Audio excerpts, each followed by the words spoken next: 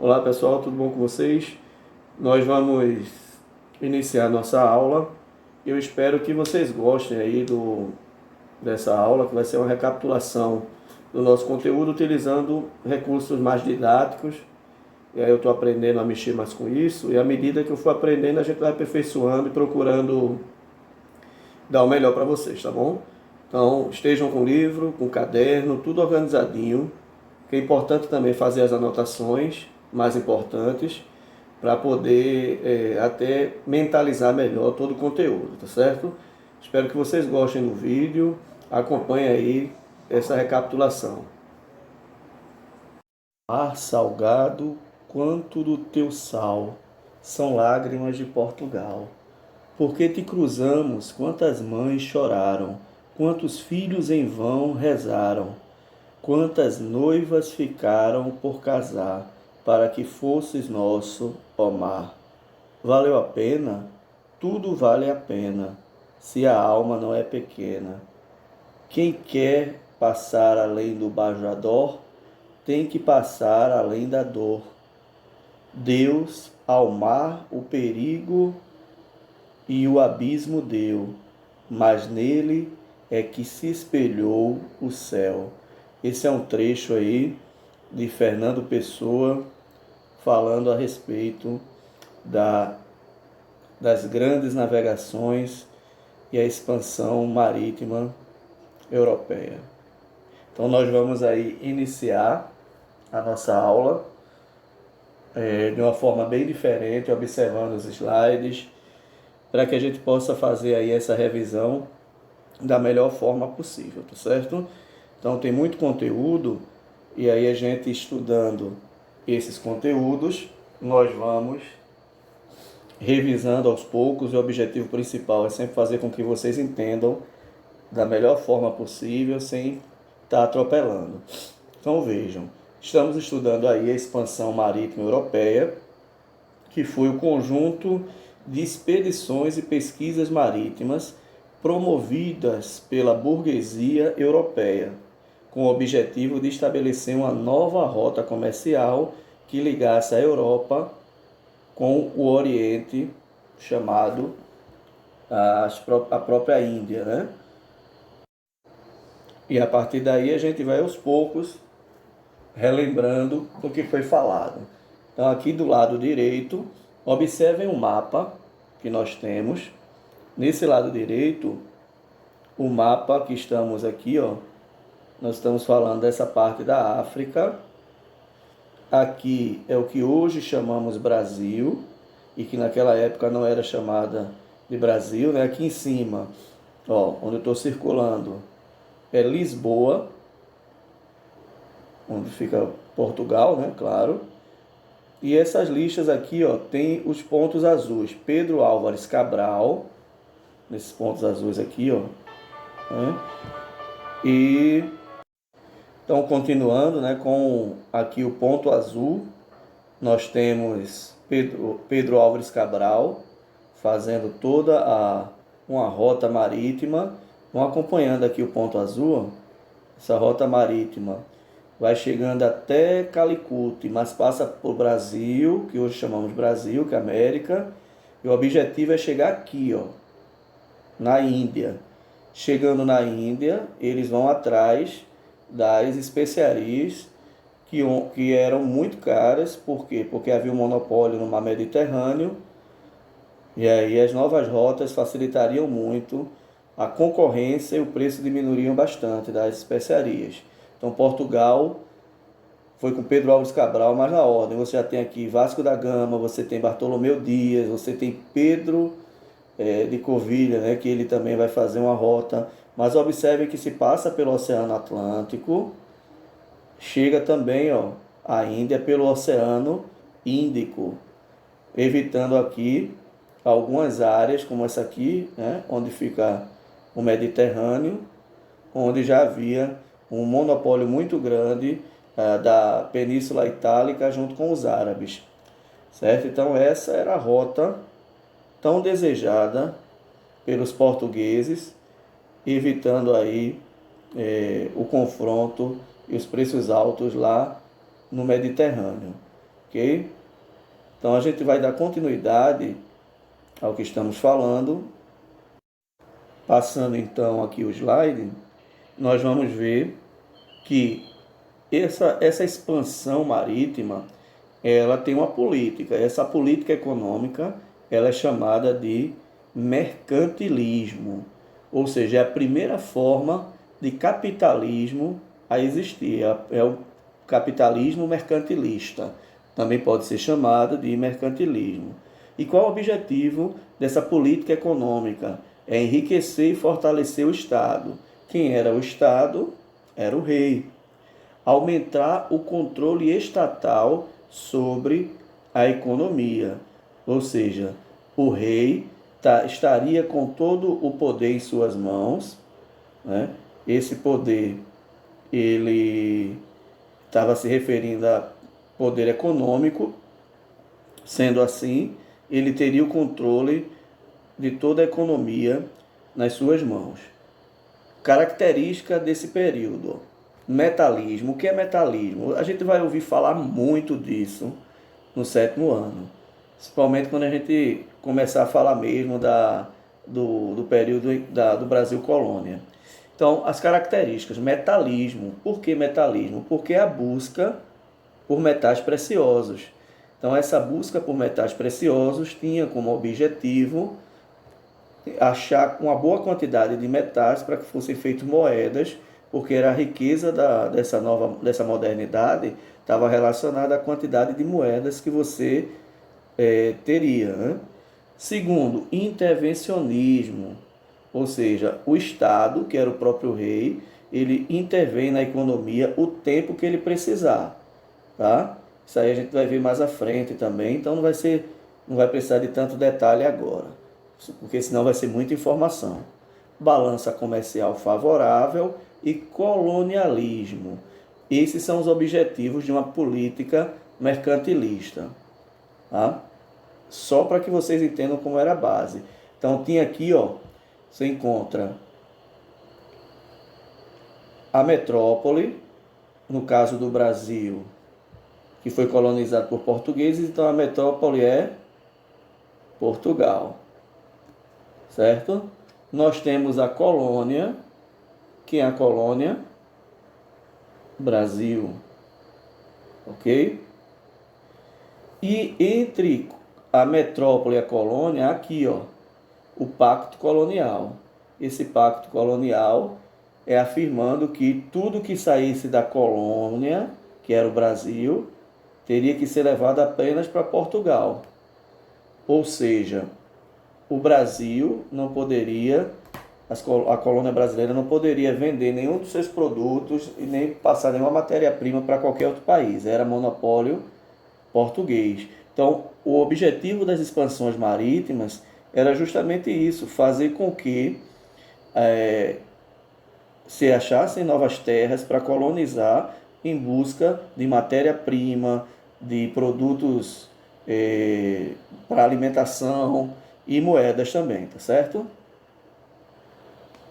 Fatores da expansão marítima. Necessidade. O primeiro fator da expansão marítima, que levou à expansão marítima, nós vimos algumas coisas, mas vamos acrescentar. Primeiro, a necessidade de superar as crises do século XIV e XV, tanto crises econômicas como políticas, como a questão da própria peste negra. A Europa estava um caos.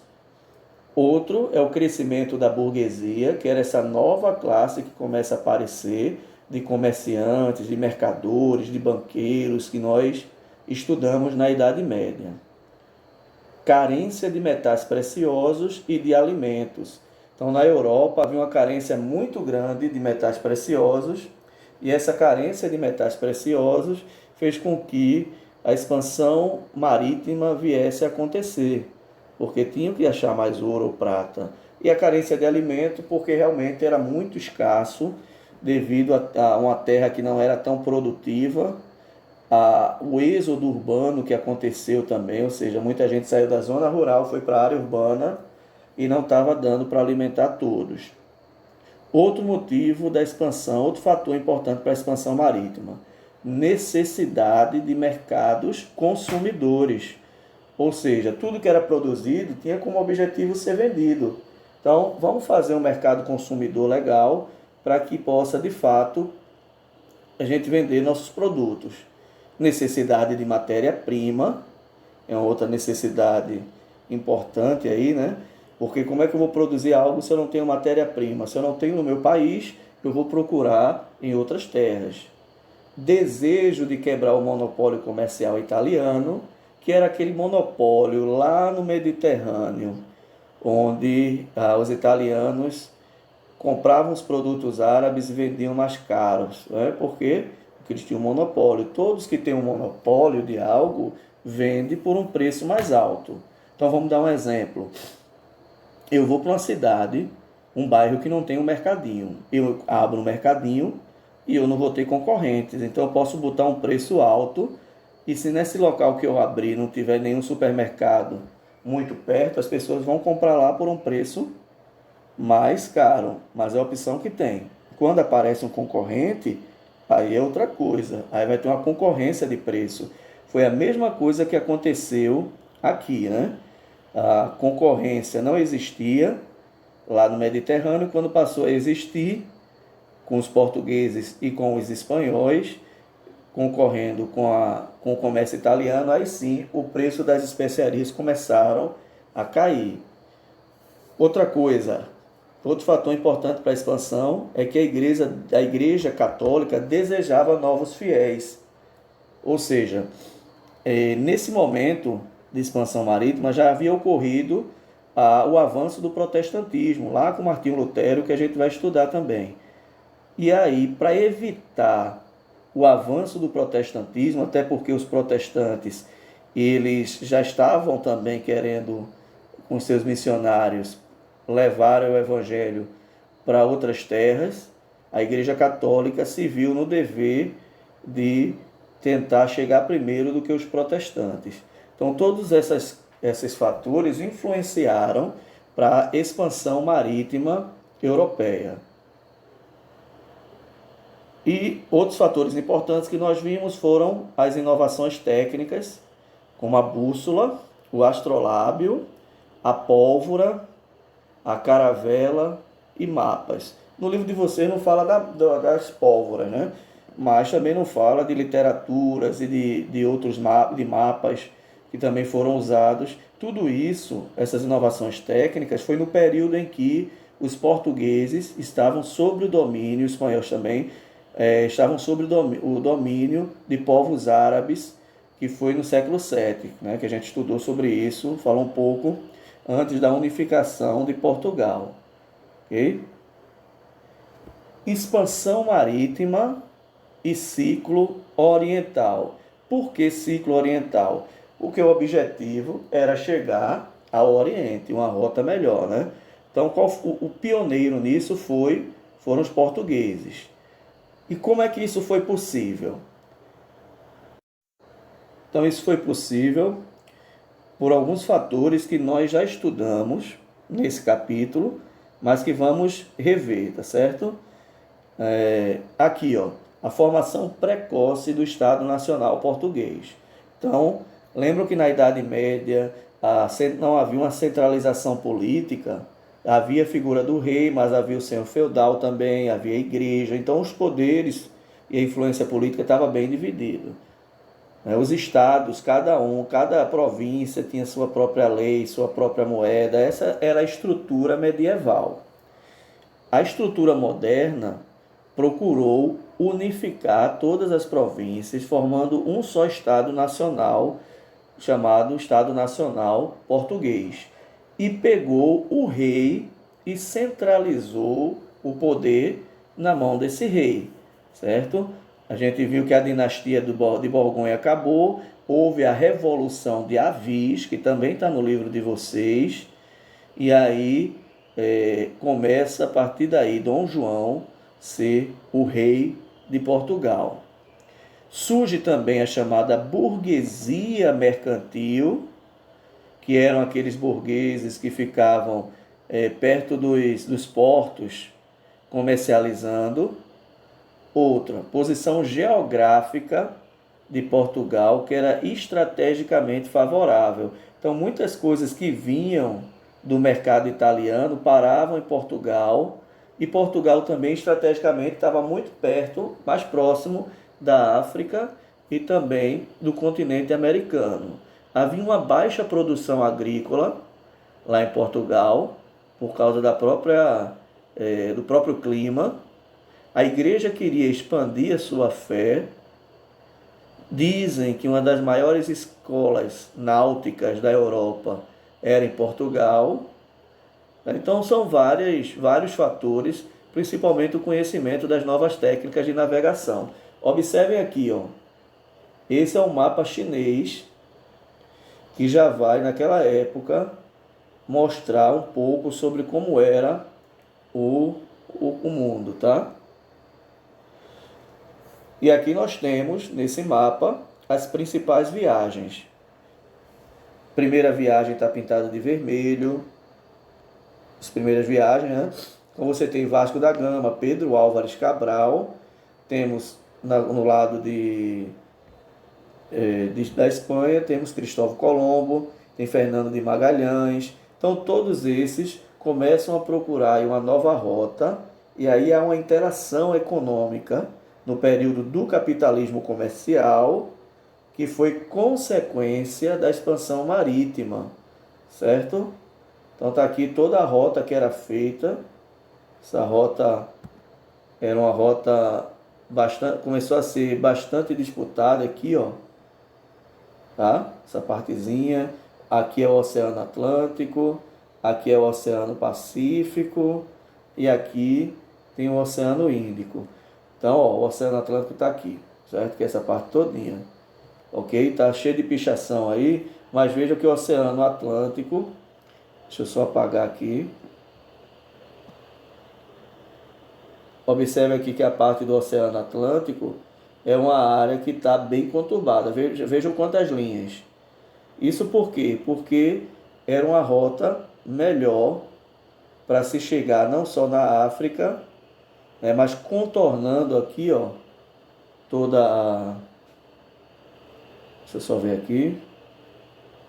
Contornando todo o Oceano Atlântico, você chegaria ao Oceano Índico, e chegando ao Oceano Índico, você chegaria num local aqui chamado Calicut. Aqui, ó, Calicut, e ficava na Índia. Então, saíam de Lisboa, os portugueses saíram, vinham por aqui, né? Pararam um pouco na África, aqui em Ceuta, chegaram aqui na América e depois partiram em direção a Calicut. E aqui eles estavam atrás das chamadas especiarias, ok? Então observem que a gente começa a entender melhor esse processo das principais viagens, tá? Então, vimos sobre Vasco da Gama, e o objetivo principal de Vasco da Gama era chegar na Índia. Ele contornou a África, todo o contorno feito de Lisboa para a África, para depois chegar na Índia. Então está aqui, ó, Lisboa, saiu contornando, atravessou o Oceano Índico, tá? E chegou às costas da Índia. O Oceano Índico está aqui, ó. Então ele contornou pelo Oceano Atlântico, chegou ao Oceano Índico, e o objetivo aqui era Calicut, que fica na Índia. E o objetivo principal era o comércio de especiarias, como falei no slide anterior, certo? Então, chegando lá, eles tentaram, o Vasco da Gama negociou com os próprios indianos o comércio das especiarias, fechando o negócio, favorecendo Portugal. Vamos continuar aqui. Passar esse slide. Então aqui está Cabral. Cabral não sabia mesmo para onde estava indo. Será? É uma dúvida muito grande quanto a isso. É muito difícil ele ter errado, mas ele vai dizer que foi sem querer, né? Então, as primeiras viagens com Vasco da Gama, Pedro Álvares Cabral, Cristóvão Colombo e aqui Fernando de Magalhães. Ok? Então, todos essas aqui, ó, principalmente essa parte aqui, como eu falei no slide anterior, ela está bem congestionada, ó. Porque sempre saía de Lisboa, fazia uma parada obrigatória na África, para chegar aqui nas Américas ou nas Antilhas, que a gente viu, né? E depois, ó, vão com objetivo para cá, ó, Calicut, essa área aqui. E depois eles voltavam, também beirando a África, até chegar de volta a Lisboa, se for espanhóis, para chegar um pouco mais acima, tá certo? Então essa é a rota feita pelos grandes navegadores Oceano Atlântico e Oceano Índico. Mais à frente, o próprio a Espanha, ela vai procurar uma outra rota também, que está em busca de metais preciosos, e essa rota vem por aqui, para chegar aqui, né? Ou tenta vir aqui por cima para pegar essa parte aqui, ó. Certo? São rotas que estão sendo exploradas atrás de novas terras e todas aquelas outras coisas, né, como especiarias, metais preciosos e tantas outras coisas. Aqui está a caravela, como era feita as navegações. E para a gente terminar essa primeira parte, como revisão, está aqui a esquadra de Cabral. Vamos seguir um pouco aqui para a gente entender melhor esse esqueminha, certo? Então, ó, a partida aqui sai com 13 navios e 1.500 homens. Está aqui, ó. Começa daqui. Ok? Tá aqui. Essa é a partida. Então, aqui está Portugal. Ele parte de Lisboa, 9 de março de 1500. 44 dias de viagem, está aqui. Chegada no Brasil no dia 22 de abril, que é esse aqui. 10 dias é o tempo que ele passa, que a esquadra de Cabral passa aqui no Brasil. Aqui diz, ó, o roteiro da viagem, a esquadra de Cabral deu uma passadinha no Brasil, mas o objetivo mais importante era a Índia. E aqui passa 10 dias, no dia 2 de maio ele sai do Brasil e vai aqui navegando em direção às Índias. E aqui foram 102 dias de viagem, ó, 3, 6, 9, quase mais de 3 meses de viagem, né? Quase 4 meses. Chega à Índia no dia 22 de agosto. E aqui, ó,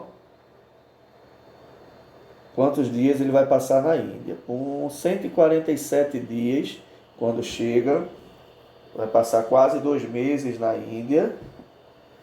Depois eles vão sair da Índia, que está aqui, ó, essa partezinha. São 189 dias de viagem da saída da Índia para voltar para Portugal. Então, e chega aqui em Lisboa em 23 de julho de 1501. Então, observem, saiu com 13 navios, voltou com 6. Saiu com 1.500 homens, voltou com 500. Aconteceram várias coisas, desde naufrágios, a tripulantes ficarem no Brasil ou na Índia. Mas essa foi a quantidade que saiu e a outra a quantidade que voltou quando chegou a Portugal, a Lisboa. Então a viagem de Cabral durou 492 dias, ou seja, cerca de 1 ano e 4 meses. A esquadra ficou apenas 10 dias no Brasil, mas passou 5 meses na Índia para conseguir a garantia do comércio com Portugal. Quando eles chegaram no Brasil, não tinha muito o que fazer. Só viu mato, mato, e o que queriam, na verdade, era algo mais rápido, que era as especiarias e a abertura do comércio chegando às Índias. Então, passaram 10 dias e saíram rapidinho. Foi o tempo de descansar, de conhecer um pouco ali o local, já foram embora. Das 13 naus que deixaram Lisboa, aqui ó, os 13 navios, uma voltou do Brasil para Portugal com a carta de Caminha, de Pedro Vaz Caminha. Outras 6 naufragaram. 2 terços da tripulação morreram na viagem. Era ou não era uma aventura arriscada? Então, por isso que eu iniciei com vocês falando lá aquele verso, Fernando Pessoa, porque muito se esperava do que vinha pela frente, mas os perigos eram constantes, desde os seus mitos a respeito de monstros do oceano, se havia um abismo, né? Então era muita apreensão por parte principalmente dos familiares, ok? Então a gente termina essa aula nesse momento, tá bom? Depois a gente vai continuar falando um pouco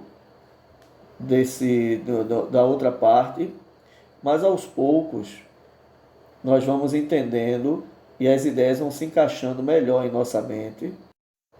E como eu falei para vocês, tá? Sem pressa, nós vamos trabalhando a expansão marítima portuguesa e espanhola e as outras. Espero que vocês tenham gostado do vídeo, né, dessa aula com slide, tudo organizadinho. Eu estou procurando me superar nessas questões e estou ficando fascinado por esse mundo tão tecnológico, tá ok? Então aí na próxima aula nós vamos começar voltando a partir da expansão portuguesa e aí a gente dá continuidade, tá certo? Por enquanto eu não vou botar nenhuma atividade, mas continuem lendo o capítulo sobre a expansão portuguesa e dê uma adiantada também, dê uma olhada nas outras navegações. Tivemos a portuguesa, a espanhola, dá uma olhada no restante do livro, vai falar de mais navegações, para que você já tenha um conhecimento prévio do que a gente vai trabalhar, tá certo? Um abraço para vocês e até mais, se Deus quiser.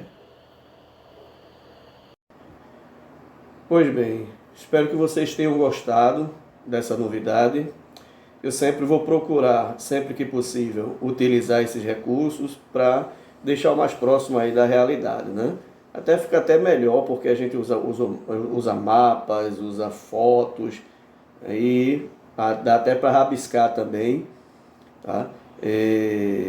Então, assim, acompanhe as próximas aulas, que se Deus quiser a gente vai sempre estar fazendo melhor.